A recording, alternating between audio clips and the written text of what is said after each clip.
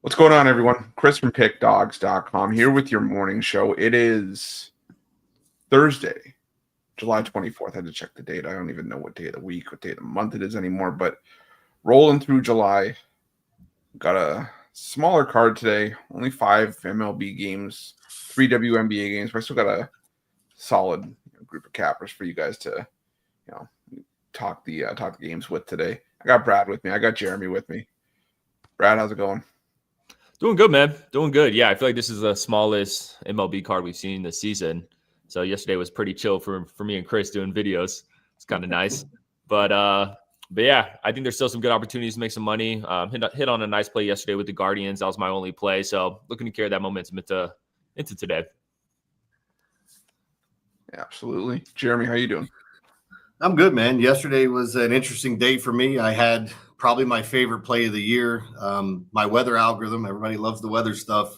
He had home runs in the Cubs game, hit at a 50% higher clip with that wind, with those pitchers, Colin Ray. I mean, they should have scored so many more runs than what they did, but it flew over the total. And one of the other things I talked about was in some of my research is I don't believe the numbers, but Chris Bassett owns the Yankees. I mean, he strikes out Yankees at a record clip, and he did it again yesterday and hit his strikeout prop. Some weird errors in that game because I also like the under. I mean, the Yankees had 4, the Jays had 1, and then it flew over the total. But Cubs game going over was really good for me, and I'm just looking for today. There's a couple good games. Yeah, that should have been my play of the day yesterday. It was the day before, and I got hit with it, but yesterday I decided, I'm going to switch it up to the Braves. Spencer Strider. What could go wrong? Yeah. The fact that, the Braves are now the Braves, and that's not a good thing.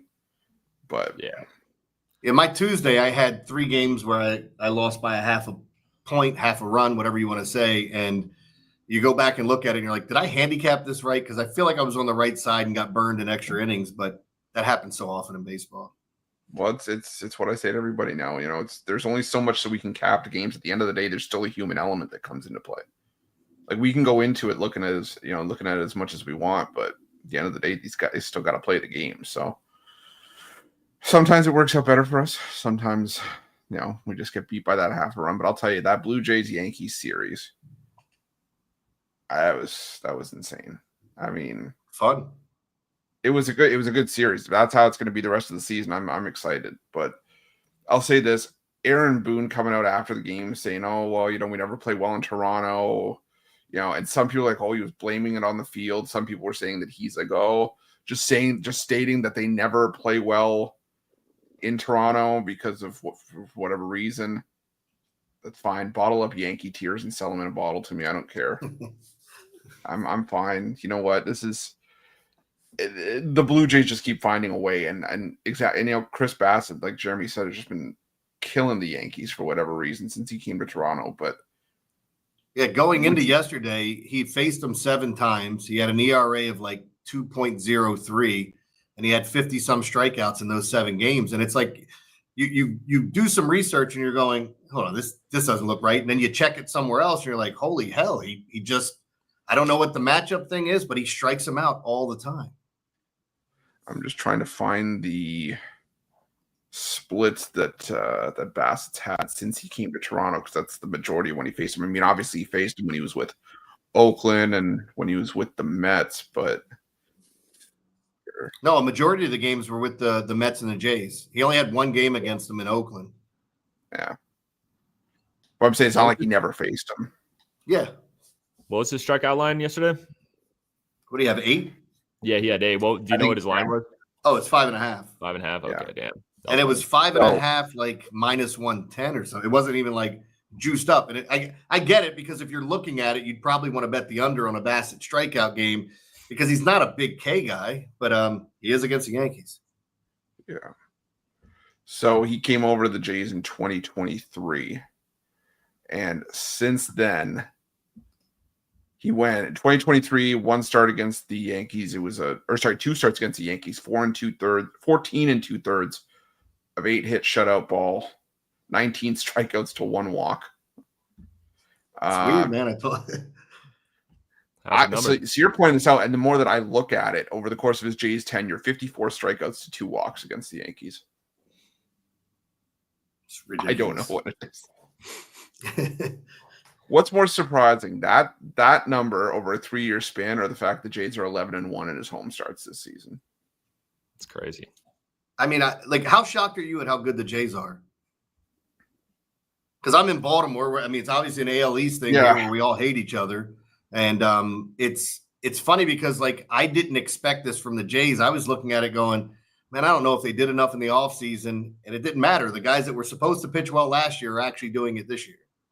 So I'm a bit jaded as a Toronto sports fan, where it's just like, I feel like we can't have nice things.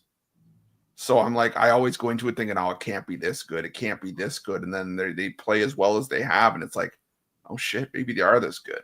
And it's kind of like, we're just sitting there going, well, we always knew they were this good from a talent perspective. But, I mean, at least, we have a fighting chance. This is all we've been asking for. Like we always say, we just want a chance to play meaningful baseball in September and October. And then, hopefully they can finish the job, unlike the Mets. I hope none of you had the Twins yesterday. I don't know if you guys saw that meltdown. Yeah. No, I did. I saw how it ended, but I didn't have them. Yeah, I mean, they were up by a run, bottom of the ninth, 2 outs, no one on. Somehow lose that game in the bottom of the ninth. Mookie gets a single. They walk Ohtani. Like, this has been one of those weeks where, like, I mean, I know handicapping games for the longest period of time, and as you pointed out, Chris, like, there's certain things that the human element you can't handicap. Like, you can do all you want in a football game, and then all of a sudden the ball bounces funny. They fumble 3 times, and the other team recovers all 3. It's like, well, that changes everything. And we've had some weird ones with, like, bad base running. Where I had the other day where the Phillies 2nd and 3rd, no outs, and I still don't know what Trey Turner and Kyle Schwarber were doing. It ends up being a double play. We have a situation yesterday in the Cubs game. It's 1st and 2nd, no outs. Colin Ray is struggling. It's 3-1 count, so he throws him a center cut fastball, pounds it right into the dirt, right at the shortstop. Taylor-made double play, and you're going, you got to be kidding me here. But it's baseball. This is the type of thing that happened. The Angels calling 8 strikes or whatever it was outside. I mean, they were like almost a foot off the plate. It's absurd. Tyler Soderstrom not knowing how to play left field when Nick Kurtz, and then they just let it fall in between them. Yeah. In the Rangers game, first catcher's interference walk-off since 1971. It's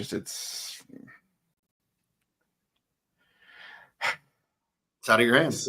So yeah, someone broke a mirror or something, or opened up a portal to some weird alternate universe where all this shit decided to start happening.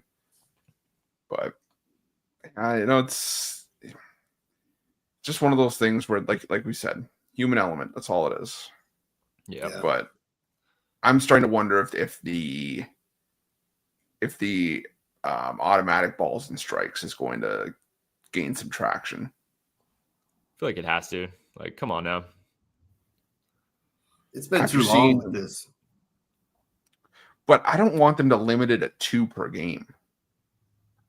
Well, the weird thing about the automatic balls and strikes is that it's literally up to the player to challenge that in the moment. And as a manager, you better trust your guys, because you don't want somebody wasting it earlier. Because if they did this in the NBA, and everybody's like, no, it's all ball, and all of a sudden you're like, yeah, it wasn't. You slapped the hell out of them. So it's like, damn, we needed that challenge.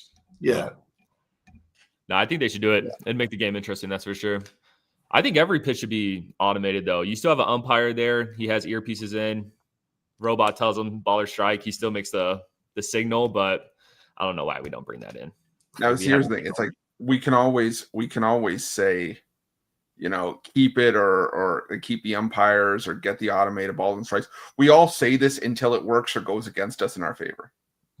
Yeah. You know what I mean? Like, if it goes in our favor, if it goes in our favor or works against us, and then all of a sudden, it comes back to bite you in the ass. I think you need it because you don't want to see a game, end on a horrendous third strike call. But I just don't want to see it to where you could do it for every pitch. I think there's, you limit it to like 3, and if you hit all 3, you get a 4th. Like what there was like a challenge system or something like that, to where if you challenge, like in football where you challenge 2 and you win them both, you get another one. Yeah. Yeah, there you go. Yeah. So I think you can still keep the human element with having limitations on how much it's how much it's changed. But like I said, I think that if you're gonna do it, I think I don't know. Is it one of those things where you did it for the All-Star game, then you sort of implement it for like the playoffs or something, and then you make it a permanent thing, kind of like they were doing with the extra base runner in the extra innings? Well, they kind of try everything out in the minor leagues, right? And weren't they doing that? Yeah, and that's what they were. And then the minor leagues got the go ahead to try it at the All-Star game, and now it's trying to figure out sort of where it goes next. But I'm just seeing what else is out there. So I'm not gonna lie, I felt like a bit of a dick this morning because I looked and I saw someone go prayers up for Justin Fields, and they posted a picture of him just in a Jets uniform, and I thought it was a parody. And then you find out that something actually happened. Injured his toe at training camp or something. So I saw Logan carted off. Yeah, it's not good. Cursed franchise. Like a toe. Let's see here. Toe injury on his right foot. Oh, okay. No, but I mean, it's just like, it happens when nothing new. It just says he was rolling right and through an incomplete pass. The Jets. That's what I mean by nothing new. He's in start the race for Arch Manning. Is that what's going to happen? Just like he's getting the top pick. The March for Arch. Yeah. We had the suck for luck. We had the capture the flag. Yeah, there you go. And now it's going to be the March for Arch. Oh man. Anything you guys excited for football season, or just excited to have it back? Just excited to have it back, man. Just ready to bet on spread sports again.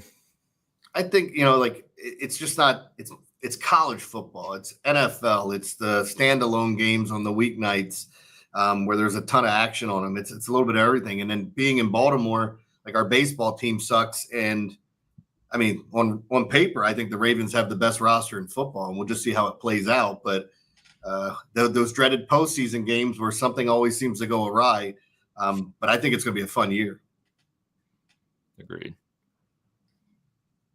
You guys were so close, Jeremy. Mark Andrews.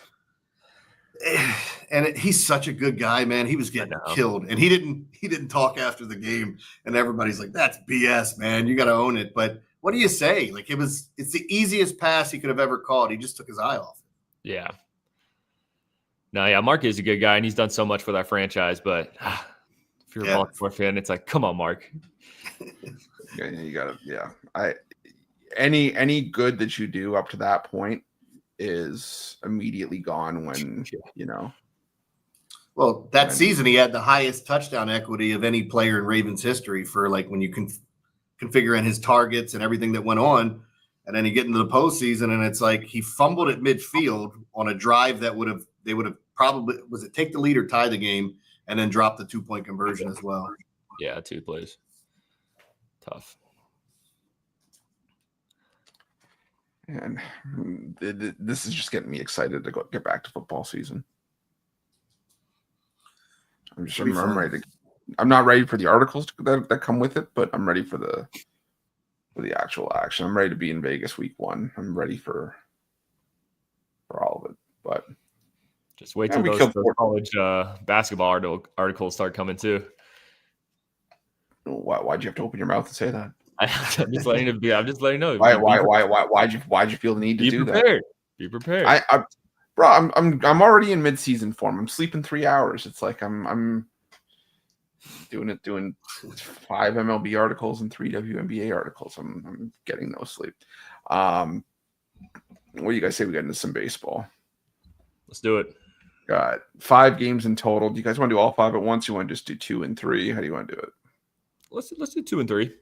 2 and 3. All right. Well, I have all the games going across the bottom of the screen, but we'll start with the early game. We got the Orioles and the Guardians. We got Charlie Morton, old man Morton, on the mound against Logan Allen, and the Blue Jays.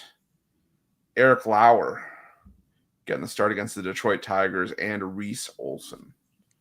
Brad, what do you like here? Yeah, I mean, this Tigers Blue Jays game is interesting because, I mean, the line tells you to take the Tigers. The line definitely tells you to take the Tigers, but I mean, this team has been so ass since coming back from All-Star break. Just got swept by the Pirates. I mean, how don't we take the Blue Jays plus money? It seems too good to be true. It seems too easy, but I'm gonna do it. I'm gonna take the Blue Jays here. If the Tigers win, I'll tip my cap. Like I said, that line does tell you to take the Tigers, but I still got to ride with the hotter hand here. Lauer's been a fine pitcher in this Toronto rotation. I think he has a decent outing against these Detroit bats that just look incompetent right now. So give me the Blue Jays, and then give me the Guards as well. We're riding 2 hot streaks in this first section of games. I mean, the Guardians, this is a team that has struggled this season when it comes to a hitting perspective. They're starting to finally hit the ball. And for those reasons, we've seen them start to win games as well. 8-2 straight up in their last 10. And look, Charlie Morin started off the season rough, went through a nice little stretch, but he returned back to his old ways in his last start against the Tampa Bay Rays. Looked terrible in that one. I wouldn't be surprised if we see another little cold streak from Charlie Morin here. And against these Guardians bats, I could see them getting after him. So give me the Guards. Give me the Blue Jays. Jeremy, what do you like here? Well, Charlie's got to pitch well, right? Because we got to trade his old ass. It's weird because he, as you said, he did a total 180. He was the worst pitcher in baseball, and then you watched him. He struck out. I forget who they were playing. He struck out 2 guys in a game where the ball actually hit the batter while they were swinging, and his stuff was filthy at that point in time. I don't have a play on the side or total for the Orioles game because the one thing I noticed is that in my algorithm they love the over for strikeouts for both of these pitchers. Charlie Morton at 4.5, Logan Allen at 4.5. They're both juiced up heavy though, and that's the scary part because it seems like a distinct advantage in the algorithm. But if you're going to pay minus 150 or minus 160, that's where it gets a little hard. This Orioles team cannot hit left-handed pitching. Last time they faced Logan Allen, he just diced them up. Doesn't mean that's what's going to happen, but they do struggle against lefties. So up to you where you want to go with that, but I prefer the prop plays. And I also like Jordan Westberg over 1.5 bases. In the other game, I'm on the opposite side of Brad just because of everything he said. It just looks too good to be true. And I'm one of those guys that can't get away from those spots where it's like, this doesn't make any sense, does it? And then because Lauer's coming off a great start, and you would look at this Tigers team getting swept by the Pirates. The Pirates, by the way, sweep the best team in football or best team in baseball and then get swept by the worst team in baseball. It's the first time that happened since like 1980 or something ridiculous. But in that game, I think I'd lean towards the Tigers. Algorithm likes Vlad in that game over 1.5 bases. I like Reese Olson under strikeouts if that's something somebody wants to dabble in. The props have been good to me the past couple of weeks. Yeah, I'm gonna go with the Guardians here. Just rolling with the hot team in that one. If you look, their numbers over the last 5-10 games, the Guardians against right-handed pitching have not been solid, but I think that Charlie Morton is back to being one of those pitchers that is a slump buster.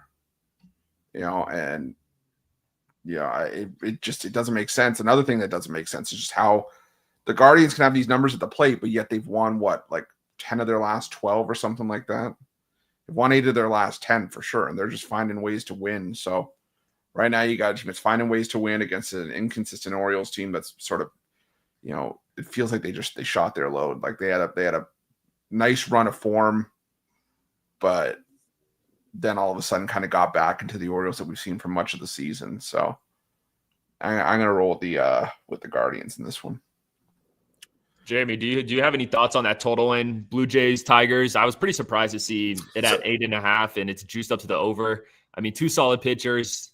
Blue Jays have been profitable to the under on the road. Tigers have been profitable to the under at home. I'm glad you brought it up because this is one of the anomalies in the weather algorithm I use because Detroit Stadium is very interesting. If you talk to players recently in this new stadium, even when they moved the walls in a little bit to add some more seats, players love the backdrop, and they say they see the ball so much better in Detroit for whatever reason. So it is kind of a hitter's park. But the weather algorithm with the wind blowing in at almost 10 miles an hour right around there loves the over, like absolutely loves the over. And that's why I was trying to explain to somebody, like using it, you never know what it's going to spit out. More times than not, I feel like I know which way it's going to go. But you wake up and see something like this, and I'm going, I just stayed away from the total in that game because, I'm getting conflicting information on it that I didn't feel comfortable with. But Yeah, man, it's a weird stadium because when you tell people it's a great hitting environment and they're looking at it going, the wind's in, what do you mean? So we shall see. But again, that's why I stayed away from it, because it conflicted. Yeah, thought that was a little funky. All right, we got the last 3 games on the board. We got the Padres and the Cardinals with Yu Darvish starting for the Padres, and Sonny Gray starting for the Cardinals. We got the Athletics with Luis Severino going on the mound against the Houston Astros and Jason Alexander. And the Seattle Mariners with Logan Evans. I almost said Logan Allen. Logan Evans against the Los Angeles Angels and Yusei Kikuchi. Kikuchi. Very responsible of you, Chris. Oh, sorry, I meant Yusei Kikuchi. What? Oh, God. Yeah. We're back. You want me to kick it off? Yes, Jeremy, kick it off for us. So let's stay with this game because this is the interesting part of it. I think you see some runs in this game, but the weird thing is when you look at the matchup, and I started diving into the numbers, I really wanted to like Julio Rodriguez and Cal Raleigh today. Not that it's all about BVP, but Cal Raleigh's 1 for 5 and Julio Rodriguez is 1 for 12 against Kikuchi. And I like him over 10 Ks. I mean, his prop is 6.5 and it's juiced up. If you take him over 10 Ks, it's plus 700. So you're getting 7-1 on it. I know it's risky, but he's the type of guy that can clearly do this in a matchup with a team that has a lot of free swingers. So I went that route and I took a flyer on it. As far as the other games, I didn't have a great feel. There wasn't a line for a while in a lot of markets on the Astros game. I guess they were waiting to see who the starting pitcher was going to be. Turns out it's George Costanza. That's awesome. But you got a situation here where I think I would lean towards the under. The Astros just took the best record in baseball, didn't they? I think they by half a game or so, they've just been on an absolute tear. But I like the under in that matchup. And lastly, you talked about it. Yu Darvish has just been a turd. He's only gone 5 once. He struck out 5 once. His K prop is 4.5. I love the under. Again, juiced up about minus 150. But there's a heat wave across the Midwest and St. Louis when it gets to this point, like 95, 100 degrees. A lot of times those pitchers are out there scuffling. I think the over looks interesting. Can't believe you just said swingers and used Coochie in the same sentence. I didn't think I heard BVP. I'll leave that up to interpretation for everyone else to. You heard DV? What'd you hear? Don't worry about it. Don't worry about it.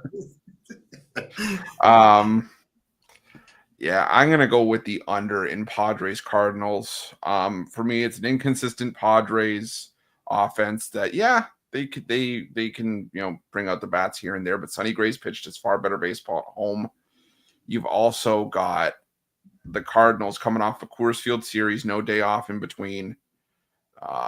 Yu Darvish, more like you garbage at this point, but I think he can actually have a decent enough start. And the Padres, in the last 2 weeks, even if we include the All-Star break, have one of the best bullpen ERAs in baseball. So it's like we're talking about a 10-game sample size with a bullpen ERA under 2. So all Darvish has to do is really be serviceable here, and I think that we can get a game that comes in under the total, under 8. And I'm gonna go with the Astros here in the Fighting Costanzas. Yeah,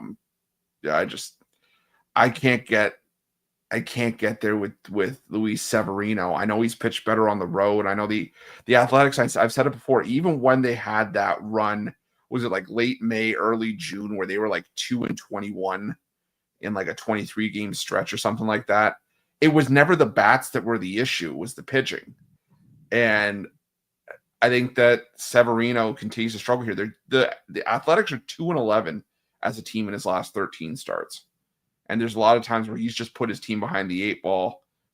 I don't think that there's a coincidence here with the Astros and this success that they've been starting to put together. I think that there's something here.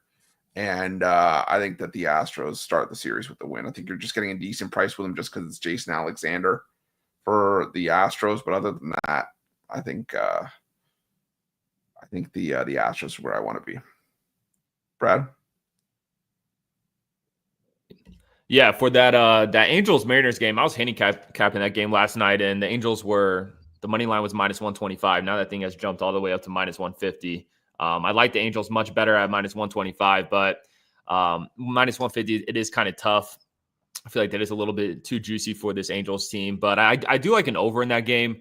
Kikuchi has been the Angels' ace this season, but once that bullpen gets activated, I think the floodgates open in this one. And then Evans, on the other hand, you look at his numbers on paper, they're not too bad, but you got to remember he plays a lot of his starts in T-Mobile Park. I mean, very pitcher-friendly ballpark. So I think going into Anaheim and playing this Angels team that has hit the ball pretty decently this season, I think both these teams score a bunch of runs. And just looking at some of these over-under numbers, I mean, the Mariners, the over's 31, 18-1 in Mariners road games this season. The over's 26, 19-2 in Angels home games this season. These are two of the most profitable over teams in the league. I think we see some runs in that one. And then I'm with Chris. I like the under in this Padres Cardinals game. Like Chris said, teams first game out of course typically need some time to warm up to a normal ballpark. I actually think Yu Darvish has a decent start here. And then Sonny Gray in this, I think Sonny Gray deals. Similar to what Chris said, Padres on the road. I just don't trust this team to hit the ball. And then, I can't help but take this price with the Houston Astros. I think there's going to be some questions on who's on the mound, but it looks like it's probably going to be more of a bullpen game. If the Astros have a solid bullpen, Athletics, bullpen's terrible. Even if it is a bullpen game for the Astros, I think they pick up a win here. This team has been so solid at home, and the fact that we could only have to pay $1.23 to take them on the money line here, I'm not going to pass up on that.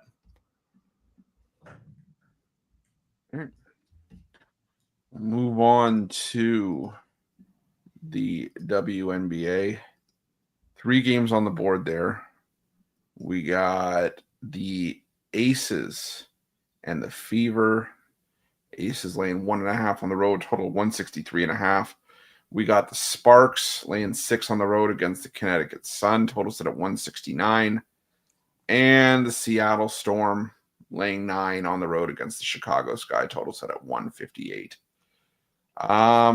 For me in these ones, I'm going to go back to the Aces here. I think that this is, the Fever for me have been a tough team to try to figure out. We've seen their highest of highs winning the Commissioner's Cup without Caitlin Clark, but we've also seen this team have some pretty low lows. And I think that this is we're almost bordering on must win for the Aces at this point. And it sounds crazy with the team; it's a game above 500. But considering where the Aces were supposed to be at this point in the year, I think considered by a lot of folks when you add Jewel Lloyd and the struggles that this team has had, it feels almost borderline unacceptable for the Aces to be just a game above 500. I think they've started to wake up in the last couple games before the break and then coming out of the break and winning convincingly. So I'll take the Aces there. I may just lay the money line, just pay up a little bit instead of laying the 1.5. And I'm going to take the Sun plus the 6. I'm still not a believer in the Sparks. They somehow pulled it out against the Mystics last time out, but the Sun have been capable. They've been competitive, and the Sun also get Marina Mabry back tonight from injury. That's, I think, a big thing for them. So for me, I think it's just that Sparks continue to be overvalued, overrated, and I think there's value here with the 6 points with the Sun in a revenge spot, quick revenge spot, because these two teams, I think, just played about a week and a half ago. So give me the Sun and the points. Brad?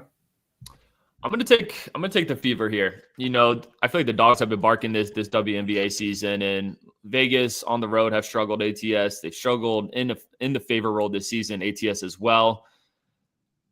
The Fever, they played 3 straight road games. They played back-to-back road games against the Liberty. Now they come back home where they play their better ball. I just can't help but take them in the spot. We saw this line open up at Fever catching 4 points. Now it's all the way down to, just a 1.5. I think that tells you something there.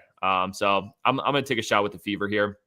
And then I'm going to roll with the Sparks. I faded the Sparks in their last 2 games. It bit me in the ass. I'm going to jump on this team. I kind of like how this team is looking. I feel like they're starting to maybe figure something out. They're starting to click a little bit, and they're playing the Sun. I mean, need I say more? So I understand laying this many points with the Sparks is tough, but what I've seen from them in their last 2 games, I think they're capable of covering this number against the worst team in the WNBA.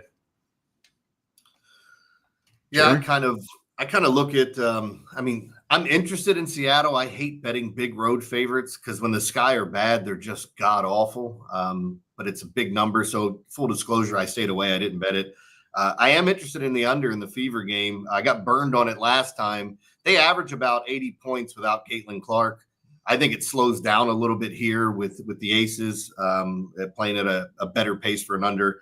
And I'm going to go back to the well and take an under with the Fever and Aces. What is it, about 163.5, somewhere in there? My eyes are correct. And then, I do think it's a pace up spot with the Sparks and Connecticut. I think that one's interesting.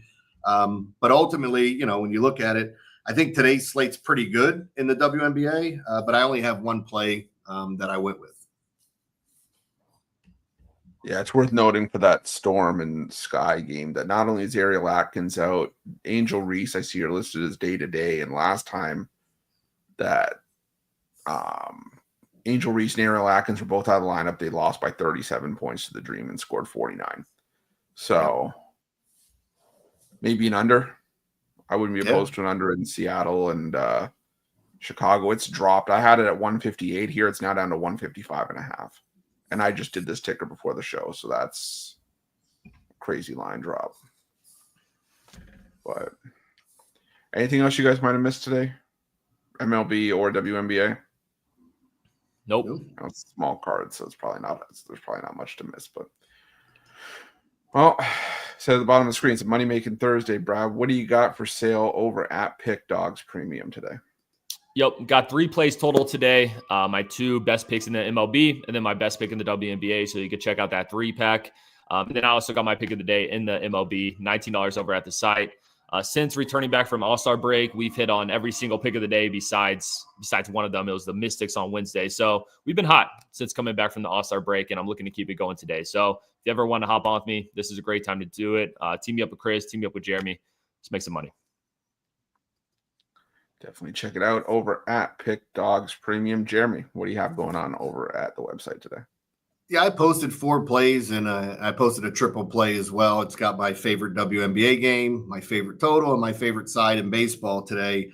And then I posted a 4th game after doing a little bit more research, but that's just by itself. And, I hit my favorite play yesterday with I called it a perfect play, and I hate even saying that because you know how many different things can go wrong when you're doing it.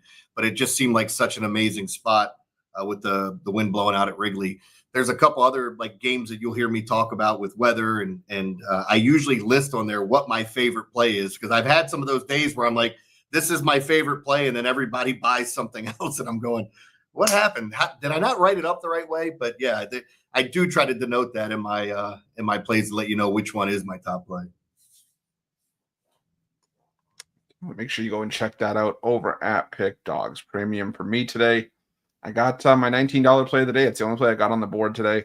Just trying to keep it simple, trying to not force it today, but still a great time to jump on something long-term. You can pair me up with Brad. You can pair me with Jeremy. You can pair all 3 of us up. We got a multi-capper promotion. I also got my Christmas in July special as well. Lowest price you're going to get on a yearly pass for the entire year. Did you just put us in a 3-way, all 3 of us? I just did? Yeah. I might have. Are you sad about it? Not really. I mean, look. Well, there you go. There you go. So I've been out of the game for a while. Fine. I'll take you out of it. You can, just as quickly as you got into it, you can be taken right out of it. All right. No, but definitely check out Christmas in July. We all have Christmas in July specials going on. For me, I think it boils down to like $75 a month for the yearly. So it's a lot to put up front, but I can promise you, we make you the money back fairly quickly. So make sure that you check that out. Whatever you choose to do, use that promo code PICK at checkout and get 15% off your purchase. But gentlemen, I think it's about that time of the show. Parlay time. Brad, what do you got today?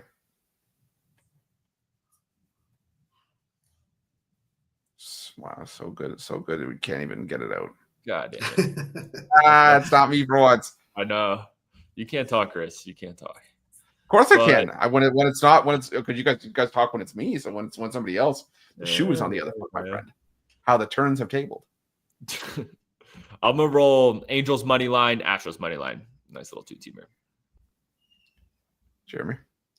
Yeah, I threw together some strikeout prop plays. Reese Olson under 4.5. Yu Darvish under 4.5 Ks. And like I said, I bumped up Kikuchi to 10 plus Ks.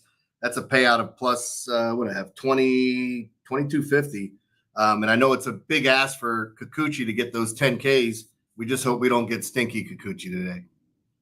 Did you just say big ass and stinky? I said big ask, but yeah. But oh, I just heard big ass. You heard what you wanted to hear. Selective hearing. That's not not factually incorrect with me, but all right. Boy, it's getting started in the comments. Yeah. Stinky use Coochie. Coochie gets pounded. Okay. Focus. Let's go to the home run parlay. I'm going to go with Jose Ramirez to hit a home run, Nick Kurtz to hit a home run, Cal Raleigh to hit a home run. It's around plus 4,500. Or round robin them if you're not too happy with them. So it's a bit of a chalky home run lay today, but I like it. Oh man, now we're getting new ones. You see my coochie. Oh God. Thank God we don't have Doug Fister still in baseball. Anyways. Okay, no one's riding coochie today. I gotta stop this. Okay. Yeah. Anything else? Anything else for you guys before we head out of here? That's it. Yeah, I'm good. I'm all Kikuchi'd out. Well, contrary to popular belief, I will not try to be more professional tomorrow. This is. Do you think he shaved, or will we get a hairy Kikuchi? What do you think? Too much coochie. I think there might be some. There might be some stubble. Okay. All right, here we go. We can work with that. Yeah, there's a 5 o'clock shadow. God, I'll have more for the next time he starts. Yeah. All right. I'll see you guys. I'm taking over drive-through duty tonight. Tony T's getting a couple days off, so I'll see you guys 6 p.m. Eastern. You can never have too much coochie. See you guys soon. See you.